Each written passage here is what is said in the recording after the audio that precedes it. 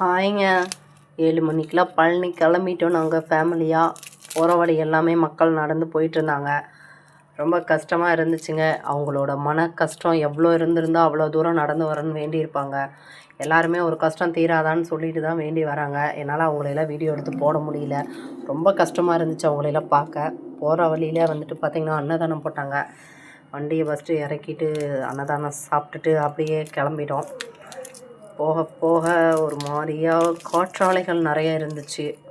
பார்த்திங்கன்னா பழனி பார்த்திங்கன்னா ஒரு காற்று பூமி போல். அதனால் ஃபுல்லாகவே அங்கே வந்து பார்த்திங்கன்னா காற்றாலைகள் நிறைய வச்சுருந்தாங்க.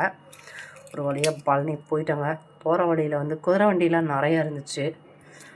இன்னுமே குதிரை வண்டிலாம் இருக்குது. அப்புறமேட்டு பார்த்திங்கன்னா ஒரு குட்டி பாப்பா வந்து கைத்து மேலே நடந்துட்டு இருந்துச்சு. பார்க்கவே கஷ்டமாக இருந்துச்சு. இன்னுமே கஷ்டப்படுற மக்கள் கஷ்டப்பட்டுட்டு தாங்க இருக்காங்க. ஒரு வழியாக பழனி உள்ளே போயிட்டோம். ரொம்ப பயங்கரமான கூட்டங்க. எங்களால் உள்ளவே போக முடியல. ரொம்ப கூட்டமாக இருந்துச்சு. இருந்தாலும் தங்கம் அழகு குட்டி குட்டி குழந்தைய பார்க்கணும் இல்லைங்க. என் தங்கத்தை எல்லாத்துக்குமே குழந்த, அதனால் போய் பார்க்கணும். எனக்கு ஒரு வேண்டுதல், அதனால் நான் போனேன். அதனால் வந்து பார்த்திங்கன்னா பயங்கர கூட்டம். கூட்டத்தை பார்த்திங்களா எவ்வளோ கூட்டம்னு. ரொம்ப கூட்டங்க. போகிற வழி எல்லாமே கூட்டம். அப்புறமேட்டு பார்த்திங்கன்னா உள்ளே போயிட்டோம். உள்ளே போயிட்டு உக்காந்துட்டு சாமியை பார்த்துட்டேங்க. உள்ளே போயிட்டு சாமி மட்டும் என்னால் வீடியோவோ ஃபோட்டோவோ எடுத்து காட்ட முடியாது.